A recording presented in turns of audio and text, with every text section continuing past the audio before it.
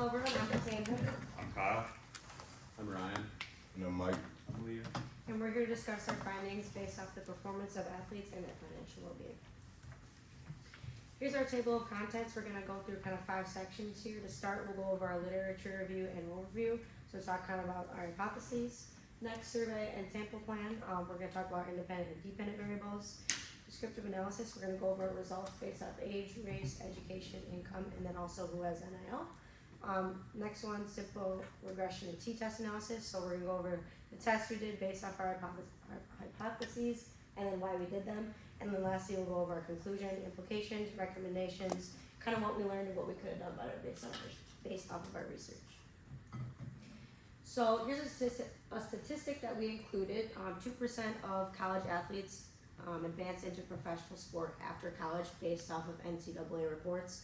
So we kind of included this because the rest of the 98% need to look towards their future, especially us specifically going into our last semester here at Northern. The job market is competitive and limited, as we know. So this is kind of why we decided to do our research and choose financial well-being as our topic of conversation, especially for student athletes. Next, we're starting our literature review. So for financial well-being, what is it? It is basically just meeting your current and ongoing financial obligations, as well as focusing on your future obligations and making sure those are taken care of. And doing a good job with this allows you to have financial freedom. So what is the NCAA? The NCAA is the National Collegiate Athletic Association. It was founded in 1906, and it is an independent nonprofit organization. The NCAA basically states the code and the rules, and as well as ensures that student athletes are getting the right education and treatment and health. This then allows them for the best success possible in the future between being a student athlete as well as their education. Next is the NIL. So the NIL is name, image, and likeness. This was recently installed by the NCAA in 2021. Previously, before then, the NCAA did not allow any student athletes to receive any sort of profit or income based on how well they perform or how popular they are by demand. But now with the NIL installed, this allows student athletes to be paid based on their name, image, and likeness, hence the name NIL. And for our hypotheses, we have 3. For our first hypothesis, we related it to higher athletic performance is positively related to how well a student is doing financially, and this is based on sponsorships, scholarships, and also pro contract opportunities. Our second hypothesis is student athletes from higher income backgrounds are less financially stressed, whether they get injured or have a loss of a scholarship than their low income background peers would be. And for our third hypothesis, the installation of the NIL compensation has allowed student athletes to have a better financial well-being background. So, with these hypotheses, we have 3 independent variables. One being athletic performance, the second being financial background, and the third being NIL income. We also have the dependent variable. We only had one, and that was financial well-being. So who took our survey?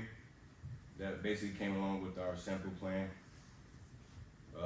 We took from the ranges of 18 to 24-year-olds of all genders and all races. And it was really only with college athletes. Our next sample plan was how we did it, and we used Qualtrics.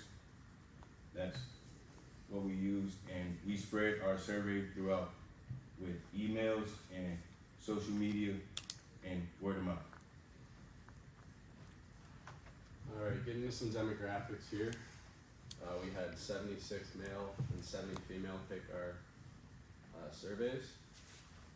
Our education level, our average age was 20 years old. Our standard deviation was 1.57.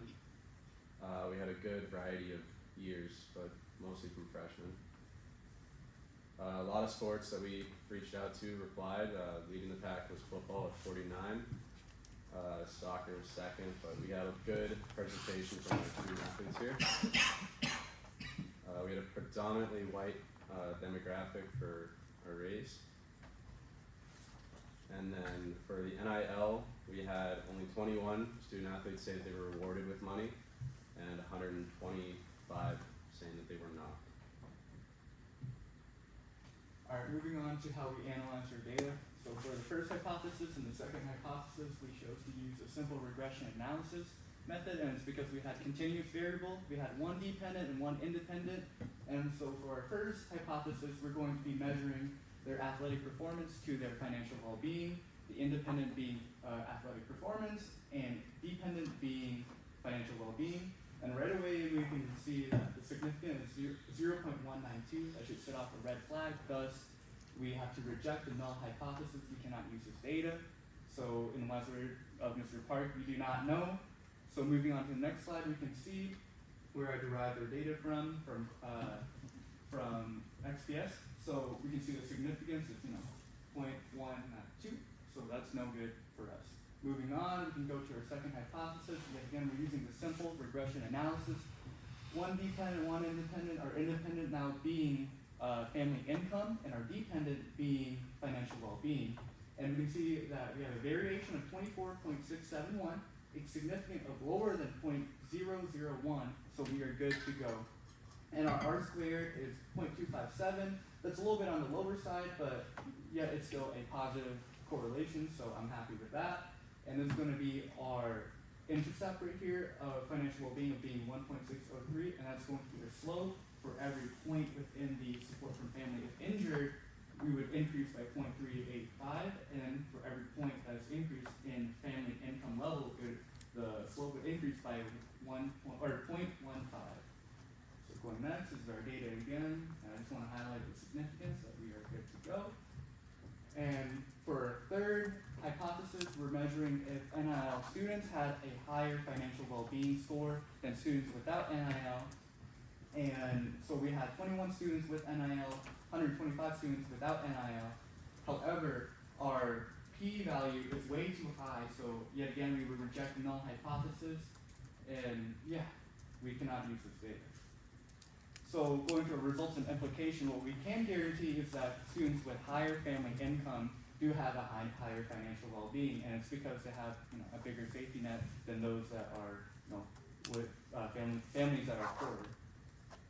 So going to my recommendations, perhaps we should have required courses and programs for athletes, maybe for them to participate in the sports. So they should participate in finance classes and such to be within the sport, and maybe some certificate requirements such as the Google Analytics stuff to head into different job careers if it does not work out within the sport industry. And going on to how we could have did things better was with our questions on Qualtrics. Maybe if we did more yes and no's, we would have had more significant data. However, I do think that I was kind of happy with how varied things were. It does prove where things lead with our data. And then perhaps we should have had an easier way to reach out to the sports team. Most of it was by word of mouth. And I tried emailing the coaches, and that didn't work out so well. I got in trouble for that. So yeah, maybe there should have been better ways to reach out. All right. Thank you. Any questions now?